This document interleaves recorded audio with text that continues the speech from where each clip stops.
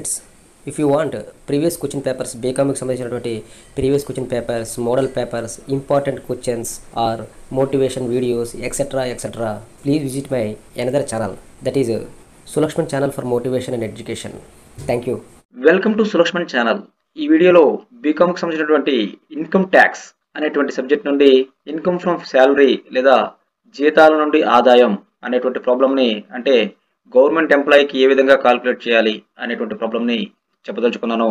ఈ income tax subject నుండి నా గత వీడియోలో అయినటువంటి income from salary private employee Telugu medium problem, అదేవిధంగా income from salary private employee English medium problem ఏ విధంగా అయితే డీటెయిల్డ్గా అందరికీ అర్థమయ్యే విధంగా, అంటే ఒక నార్మల్ స్టూడెంట్ కూడా అర్థమయ్యే విధంగా చెప్పడానికి ఎలాగైతే ప్రయత్నం చేశానో అదే విధంగా ఈ ప్రాబ్లం కూడా చెప్పడానికి నేను ప్రయత్నం చేస్తాను. సో ఒకసారి ప్రాబ్లం కానీ చూసుకునేలా ఉంటే, శివ ఒక ప్రభుత్వ ఉద్యోగి, అతని జీతం వివరాలు క్రింది విధంగా తెలియజేస్తున్నాడు అని చెప్పి, మూల వేతనం 9,000 నెలకు, కరువు భత్యం అంటే డిఏ 5,000 నెలకు, వినోద భత్యం 700 నెలకు, వస్త్ర భత్యం 1,000 రూపాయలు నెలకు, అదేవిధంగా ఇంటి అద్దె అలవెన్స్ 5,000 పర్ మంత్ అంటే నెలకు, చెల్లించిన అద్దె 6,000 నెలకు, అలాగే విద్యా భత్యము 1,000 రూపాయలు నెలకు, బ్రాకెట్లో 2 పిల్లలు. శివ జీతం ఆదాయాన్ని లెక్కించండి అని చెప్పి ప్రాబ్లం ఇవ్వడం జరిగింది. సో ఎగ్జామినేషన్స్లోని ప్రైవేట్ ఎంప్లాయీకి సంబంధించి కానీ లేదంటే గవర్నమెంట్ ఎంప్లాయీకి సంబంధించిన కానీ ఖచ్చితంగా 2 ప్రాబ్లమ్స్ కానీ రెండిట్లో ఒక ప్రాబ్లం కానీ ఖచ్చితంగా రావడానికి ఆస్కారం ఉంది. కాబట్టి నా యొక్క గత వీడియో ప్లస్ ఈ వీడియో చూసినట్లయితే మీరు ఫుల్ కాన్ఫిడెంట్గా ఈ యూనిట్ నుండి ఎటువంటి ప్రాబ్లం అయినా సరే అటెంప్ట్ చేస్తారని చెప్పి నేను విశ్వసిస్తున్నాను.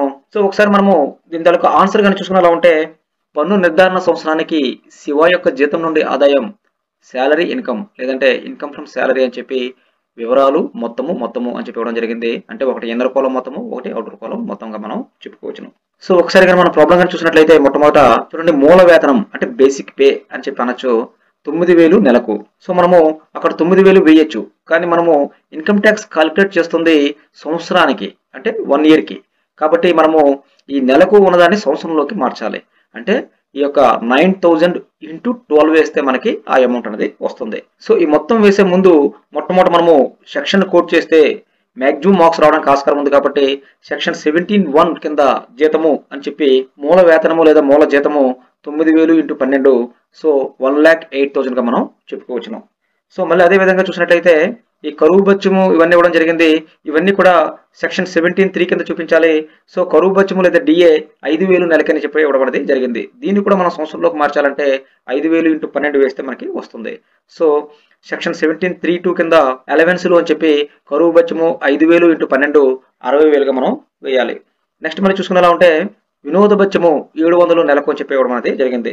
ఇది కూడా సేమ్ వినోద భత్యము అని చెప్పి 700 ఇంటూ 12, అంటే ఈ 12 ఎందుకు వేస్తున్నాం అంటే 12 నెలలు అని చెప్పి, అప్పుడు మనకి ఇయర్ మొత్తం ఎంతో అంత వస్తుంది.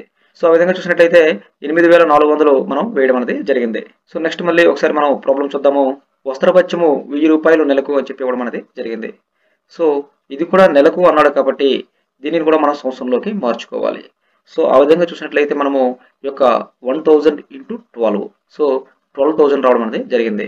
సో ఇక్కడ మనకి ఈ యొక్క 60,000 ప్లస్ 8,400 ప్లస్ 12,000 ఇవన్నీ కలిపితే మనకి 80,400 రావడం జరిగింది. సో ఈ పేజీ టోటల్గా మనం చూసుకునేలా ఉంటే 1,08,000 ప్లస్ 80,400 ఈజ్ ఈక్వల్ టు 1,88,400గా మనం చెప్పుకోవచ్చును. సో దీన్ని మళ్ళీ మనము నెక్స్ట్ పేజీ తీసుకెళ్ళడం జరిగింది.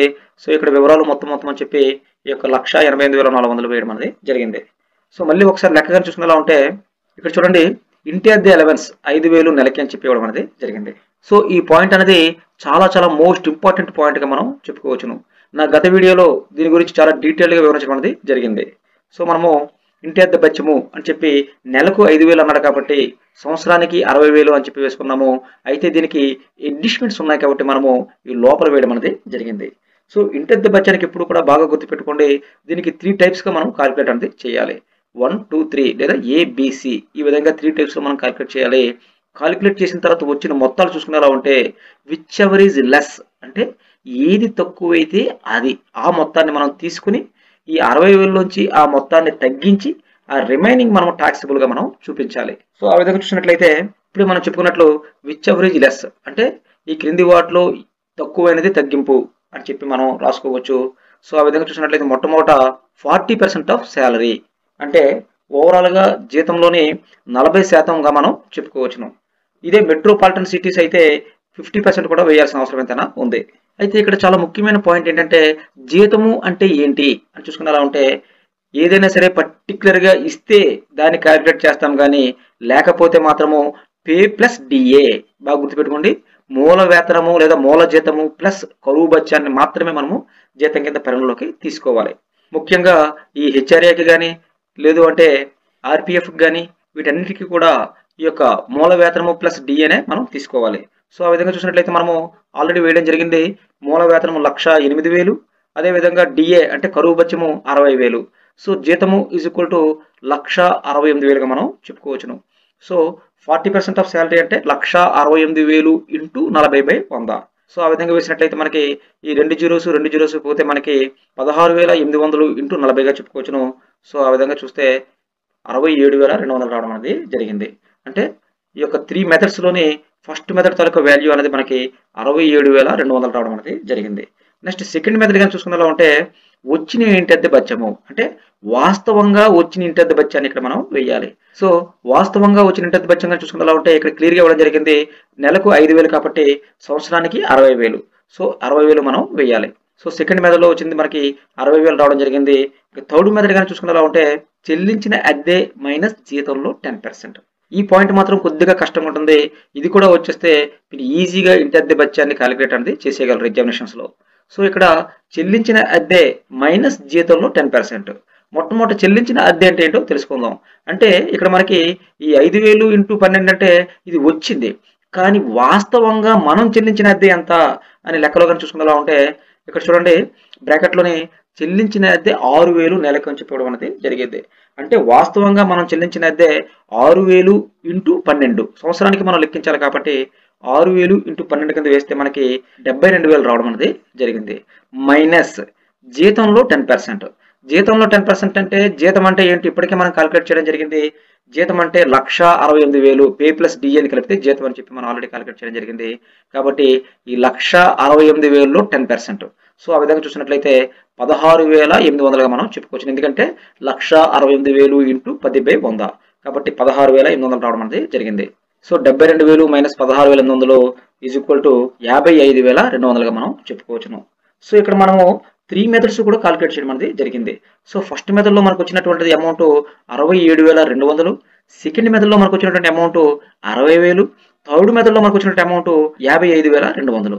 సో ఇక్కడ మనకి విచ్ ఎవర్ ఈజ్ లెస్ వీటిలో ఏది తక్కువైతే దాన్ని మనం ఎగ్జామ్షన్ కింద తీసుకొని ఈ యొక్క 60,000 నుంచి ఈ అమౌంట్ని తీసేసి రిమైనింగ్ అమౌంట్ని మనము ట్యాక్సిబుల్గా చూపించాలి.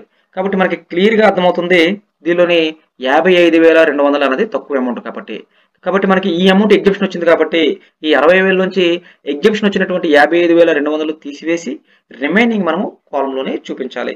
సో ఆ విధంగా చూసినట్లయితే 60,000 మైనస్ 55,200 సో 4,800 రావడం అనేది జరిగింది. ఇన్కమ్ ట్యాక్స్ సబ్జెక్ట్లోని ఇన్కమ్ ఫ్రమ్ శాలరీ అనే ప్రాబ్లమ్స్లోని హౌస్ రెంట్ అలవెన్స్ లేదా ఇంటి అద్దె బత్యాన్ని కొనుక్కోవడం అనేది చాలా మోస్ట్ ఇంపార్టెంట్ పాయింట్గా మనం చెప్పుకోవచ్చును. సో నెక్స్ట్ మళ్ళీ ప్రాబ్లం కానీ చూసినట్లయితే విద్యా బత్యము అంటే పిల్లల విద్యా బత్యము 1,000 రూపాయలు నెలకు అని చెప్పి ఇవ్వడం అనేది జరిగింది. సో నెలకు 1,000 రూపాయలు అంటే సంవత్సరానికి 12,000గా మనం చెప్పుకోవచ్చును. మళ్ళీ బ్రాకెట్లో ఇద్దరు పిల్లలు అని చెప్పి ఇవ్వడం అనేది జరిగింది. సో పిల్లల విద్యా బత్యము ఈజ్ ఈక్వల్ టు 1,000 రూపాయలు ఇంటూ 12. సో ఆ విధంగా చూసినట్లయితే 12,000 రూపాయలు మనకి వస్తుంది. అయితే ఇక్కడ కూడా చాలా మోస్ట్ ఇంపార్టెంట్ స్టాండర్డ్ రూల్ ఒకటే ఉంది. అదేంటంటే ఈ యొక్క పిల్లల విద్యా బత్యం కింద మనకి కొంత ట్యాక్స్ రిలీఫ్ అనేది ఉంది. సో ఒక పిల్లడికి 100 రూపాయల చొప్పున ట్యాక్స్ రిలీఫ్ అనేది ఉంది. అలా మ్యాక్సిమం ఇద్దరు పిల్లలకి మాత్రమే. సో అది చూసినట్లయితే ఇక్కడ బ్రాకెట్లో ఇద్దరు పిల్లలు అని ఉంది కాబట్టి ఇక్కడ ఇద్దరు పిల్లలు అంటే 200 ఇంటూ 12 సో 2,400 రూపాయలు ఈ యొక్క రిలీఫ్ ఇవ్వడం అనేది జరిగింది. కాబట్టి ఈ 2,400 రూపాయలు ఎగ్జామ్షన్ తీసేసి రిమైనింగ్ అమౌంట్ మనము కోలంలో వేయాలి. సో ఆ విధంగా చూసినట్లయితే తీసివేయండి మినహాయింపు అని చెప్పి 2,400 తీసేయాలి. తీసేస్తే మనకి అవుటర్ కాలంలో 9,600 రావడం అనేది జరిగింది. అయితే ఎగ్జామినేషన్స్లో కానీ ఒకవేళ ఇలా ఇవ్వకుండా పిల్లలు హాస్టల్లో ఉన్నారు అని ఇస్తే అప్పుడు నెలకి 300 బాగా గుర్తుపెట్టుకోండి. అలా మ్యాక్సిమం ఇద్దరు పిల్లలకి అంటే ఒకవేళ ఇద్దరు పిల్లలు అనుకోండి 300 ప్లస్ 300 600 ఇంటూ 12. సో ఆ విధంగా మనం క్యాలిక్యులేట్ అనేది చేయాలి. అంటే ఒకవేళ ఎగ్జామినేషన్స్లో ఇలా ఇవ్వకుండా హాస్టల్లో ఉన్నారు పిల్లలు అని ఇస్తే ఈ 100 రూపాయలు బదులు మీరు 300 కింద వేసుకోవాలి. అది మాత్రం బాగా గుర్తుపెట్టుకోండి. 4,800 ప్లస్ 9,600 ఈజ్ ఈక్వల్ టు 14,400గా మనం చెప్పుకోవచ్చును.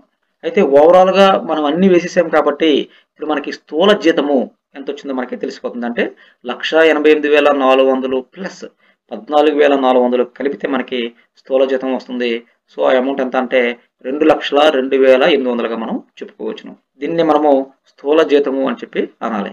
సో దీనివల్ల మనము నెక్స్ట్ పేజీ తీసుకొస్తే 2,02,800 అని చెప్పి వేయడం జరిగింది. సో మళ్ళీ ఒకసారి ప్రాబ్లమ్ గాని చూసుకునేలా ఉంటే ఇక్కడ చూడండి, మూల వేతనము, కరువు భత్యము, వినోద భత్యము, వస్త్ర భత్యము, ఇంటర్ ఎలవెన్స్, విద్యా భత్యము, సో అన్నీ కూడా వేయడం అనేది జరిగింది. సో ఓవరాల్‌గా మీకు డౌట్ రావచ్చు, మరి ప్రాబ్లమ్ అయిపోయింది కదా అని.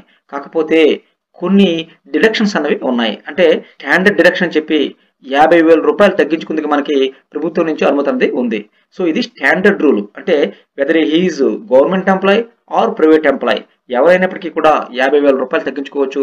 కాబట్టి ఈ ప్రాబ్లంకి మాత్రమే ఇప్పుడు చెప్తున్నవన్నీ పరిమితం అని చెప్పి మీరు అనుకోకండి. ఎందుకంటే ఈ ఇన్కమ్ ట్యాక్స్‌లో ఇటువంటి లెక్క ఏది ఇచ్చినప్పటికీ కూడా ఈ నేను చెప్పినటువంటి రూల్స్ అన్నీ కూడా వర్తిస్తాయి. సో ఆ విధంగా చూసినట్లయితే సెక్షన్ 16 కింద తగ్గింపులు అని చెప్పి ఇప్పుడే చెప్పినట్టు ప్రామాణిక తగ్గింపు అని చెప్పి ఈ 50,000 రూపాయలు మనం వేయాలి. సో నెక్స్ట్ మళ్ళీ చూసుకునేలా ఉంటే ఇక్కడ చూడండి, వినోద భత్యము అని చెప్పి 700 నెలకు అని చెప్పి ఇవ్వడం అనేది జరిగింది. మీకు డౌట్ రావచ్చు, ఆల్రెడీ వేసాం కదండి ఇంకెందుకనేసి. కానీ ఈ వినోద భత్యానికి కూడా కొంత ఎగ్జంప్షన్ అనేది ఇవ్వడం అనేది జరిగింది. But he must be an government employee whether he is central government employee or state government employee. కానీ ఖచ్చితంగా గవర్నమెంట్ ఎంప్లాయ్కి మాత్రమే ఈ మినహాయింపు అనేది ఉంది. సో ఆ విధంగా చూసినట్లయితే వినోద భత్యం తగ్గింపు అని చెప్పి ఈ క్రింది వానలో తక్కువైన మొత్తాన్ని లెక్కించండి. అంటే ఇక్కడ కూడా ఎలాగైతే మనం హెచ్ఆర్ఏకి అంటే ఇంటి అద్దె భత్యానికి ఏ విధంగా అయితే 3 మెథడ్స్లో మనం క్యాలిక్యులేట్ చేసామో విచ్ యావరేజ్ లెస్ అని చెప్పి ఇక్కడ కూడా 3 మెథడ్స్ మనం క్యాలిక్యులేట్ చేయాలి. దాని నుండి మనము విచ్ యావరేజ్ లెస్ అంటే ఏది తక్కువైతే ఆ మొత్తాన్ని మనం ఇక్కడ ఎగ్జంప్షన్ కింద చూపించుకోవాలి. సో మొట్టమొదటి ఏంటంటే 20% ఆఫ్ అంటే 1/5 ఆఫ్ శాలరీ అంటే ఇక్కడ గ్రాస్ శాలరీ వేసుకోవాలి. బాగా గుర్తుపెట్టుకోండి, వినోద భత్యానికి మాత్రము గ్రాస్ శాలరీ వేసుకోవాలి. అంటే మీకు డౌట్ రావచ్చు, ఆల్రెడీ మీరు P+DA అన్నారు కదా అని. అంటే హెచ్ఆర్ఏకి కానీ లేదంటే ఆర్పిఎఫ్కి కానీ ఇటువంటి వాటికి అది వర్తిస్తుంది. కానీ వినోద భత్యానికి మాత్రం మనము గ్రాస్ శాలరీ వేసుకోవాలి, అంటే స్థూల జీతం మనం వేసుకోవాలి. సో ఫస్ట్ మెథడ్ కింద 20% జీతము లేదా 1/5 ఆఫ్ శాలరీ అని చూసుకోవాలంటే 2,02,800 గ్రాస్ శాలరీ క్లియర్గా ఇక్కడ ఇవ్వడం జరిగింది. కాబట్టి 2,02,800 ఇంటూ 20/100 కింద మనం వేయాలి. సో ఆ విధంగా చూసినట్లయితే 2,02,800 ఇంటూ 20/100 వేసుకున్నాము. సో 20/100 తీసేస్తే 1/5గా మనం చెప్పుకోవచ్చును. సో ఈ యొక్క 5 చేతి కానీ మనము ఈ 2,02,800 కానీ డివైడ్ చేస్తే మనకి 40,560 రావడం అనేది జరిగింది. సో ఇది ఫస్ట్ మెథడ్లో వచ్చినటువంటి అమౌంట్. సో సెకండ్ మెథడ్ చూసుకుంటే వాస్తవంగా వచ్చినటువంటి వినోద భత్యంగా మనం చెప్పుకోవచ్చును. అంటే వాస్తవంగా ఎంత భత్యం వచ్చింది అని ఒకసారి మన లెక్కలో చూసుకున్నా ఉంటే ఇక్కడ చూడండి, వినోద భత్యము 700 నెలకి అని చెప్పి ఇవ్వడం అనేది జరిగింది. అంటే సంవత్సరానికి 700 ఇంటూ 12. సో ఆ విధంగా చూసినట్లయితే 8,400 రూపాయలు రావడం అనేది జరిగింది. సో నెక్స్ట్ థర్డ్ పాయింట్ చాలా చాలా మోస్ట్ ఇంపార్టెంట్ పాయింట్గా మనం చెప్పుకోవచ్చును. ఎందుకంటే ప్రభుత్వం నుంచి మనకి స్టాండర్డ్ రూల్ ఒకటి ఉంది, ఏంటంటే 5,000 రూపాయలు ఎగ్జంప్షన్, అంతకు మించి ఇవ్వడం అనేది జరగదు. సో అది థర్డ్ పాయింట్గా మనం చెప్పుకోవచ్చును. అంటే శాసనాత్మక పరిమితి, అంటే ప్రభుత్వం విధించినటువంటి పరిమితి 5,000 రూపాయలు మాత్రమే. కాబట్టి ఈ థర్డ్ పాయింట్లో అమౌంట్ అనేది మనము 5,000 రూపాయలు మనం వేసుకోవాలి. సో ఇక్కడ విచ్ ఎవరేజ్ లెస్ అంటే 40,560, 8,400, 5,000 దీనిలో ఏది తక్కువైతే ఆ మొత్తాన్ని మాత్రమే మనం ఎగ్జంప్షన్ కింద తీసుకోవాలి. సో అందరికీ క్లియర్గా అర్థమైపోతుంది 5,000 తీసుకోవాలని. సో 99% ప్రతి లెక్కలో కూడా ఈ యొక్క 5,000 వస్తుంది. ఎందుకంటే ఏది చూసుకున్నా సరే మనకి 5,000 కన్నా ఎక్కువే ఉంటుంది. కాబట్టి ఈ యొక్క శాసనాత్మక పరిమితి 5,000 రూపాయలు మాత్రమే మనం తీసుకోవడానికి 99% ఆస్కారం అనేది ఉంది వినోద భత్యం కింద. కాబట్టి మనము ఈ 5,000ని మనం వేసుకోవాలి. సో ఈ యొక్క వినోద భత్యం గురించి ఖచ్చితంగా ప్రతి లెక్కలో కూడా ఇవ్వడం జరుగుతుంది. ఇది కూడా చాలా చాలా మోస్ట్ ఇంపార్టెంట్ పాయింట్గా మనం చెప్పుకోవచ్చును. సో సెక్షన్ 16 కింద తగ్గింపులు 50,000, 5,000 రెండు కలిపితే మనకి 55,000 రావడం జరిగింది. సో ఈ 2,02,800 నుంచి ఈ యొక్క 55,000 కానీ తీసేస్తే మనకి 1,57,800 రావడం జరిగింది. సో దీన్నే మనము నికర లేదా పన్ను విధించదగిన జీతము లేదా ఇన్కమ్ ఫ్రమ్ శాలరీ కింద మనం చెప్పుకోవచ్చును. సో ఈ విధంగా మనము లెక్కలో ఒకవేళ ప్రభుత్వ ఉద్యోగాన్ని ఇచ్చినప్పుడు చేయాల్సిన అవసరం ఎంతైనా ఉందని మనం చెప్పుకోవచ్చును. సో ఓవరాల్‌గా ఈ లెక్కను గాని మళ్ళీ ఒకసారి చూసుకునేలా ఉంటే ఈ మూల వేతనం 9,000 నెలకంటే సంవత్సరానికి మార్చివేయడం జరిగింది. కరువు భత్యం 5,000 అంటే అది కూడా సంవత్సరానికి మార్చివేయడం జరిగింది. సో ఈ రెండింటి మొత్తాలనే మనము హెచ్ఆర్ఏకి తీసుకోవడం అనేది జరిగింది. అదేవిధంగా వినోద భత్యము 700 నెలకని చెప్పి వేయడం జరిగింది. అయితే కేవలం ప్రభుత్వ ఉద్యోగులకి మాత్రమే రూ. 5,000 ఎగ్జంప్షన్ ఇవ్వడం అనేది జరిగింది. అదేవిధంగా ఇంటి అద్దె అలవెన్స్ 3 రకాలుగా వేయాలి ఎగ్జంప్షన్‌కి. ఆ మూడిట్లో ఏది తక్కువైతే దాన్ని మనం తీసుకోవాలి. అదేవిధంగా విద్యా భత్యము రూ. 1000 నెలకని చెప్పి ఇవ్వడం జరిగింది. అంటే 12,000. కానీ ఇక్కడ మనకి ప్రభుత్వం నుంచి రూ. 100 ఎగ్జంప్షన్ అనేది ఉంది. ఒక స్టూడెంట్‌కి నెలకి. సో ఆ విధంగా చూస్తే ఇద్దరు స్టూడెంట్‌లకి నెలకి 200 కాబట్టి 2,400 ఎగ్జంప్షన్ అనేది వచ్చింది. ఒకవేళ వాళ్ళు హాస్టల్‌లో ఉంటే నెలకి 300 చొప్పున మనం లెక్కించాల్సిన అవసరం ఎంతైనా ఉందని మనం చెప్పుకోవచ్చును. సో ఇవే కాకుండా నా గత లెక్కలోని ఇంకా చాలా వివరాలు కవర్ చేయడం జరిగింది. అంటే ఆర్‌పీఎఫ్ రికగ్నైజ్డ్ ప్రొవిడెంట్ ఫండ్ అని గాని, లేదంటే ఆర్‌పీఎఫ్ మీద ఇంట్రెస్ట్ ఇచ్చినప్పుడు ఏం చేయాలని గాని, లేదు అంటే 1.2 గాని లేకపోతే 2 లీటర్ల సామర్థ్యం ఉన్నటువంటి కారు గాని వాడుకున్నప్పుడు ఏ విధంగా కాలిక్యులేట్ చేయాలని గాని, ఇటువంటివన్నీ కూడా నా యొక్క గత వీడియోలో కవర్ అయ్యేది. సో ఆ ప్రాబ్లము, ఈ ప్రాబ్లము చూసినట్లయితే 100కి 100% మీరు ఎగ్జామినేషన్‌లో ఫుల్ కాన్ఫిడెంట్‌గా ఎగ్జామ్‌కి అటెంప్ట్ చేస్తారని చెప్పి నేను గట్టిగా నమ్ముతున్నాను. ఇంకొక ముఖ్యమైన వీడియోతో మళ్ళీ ముందుకొస్తాను. Thank you very much.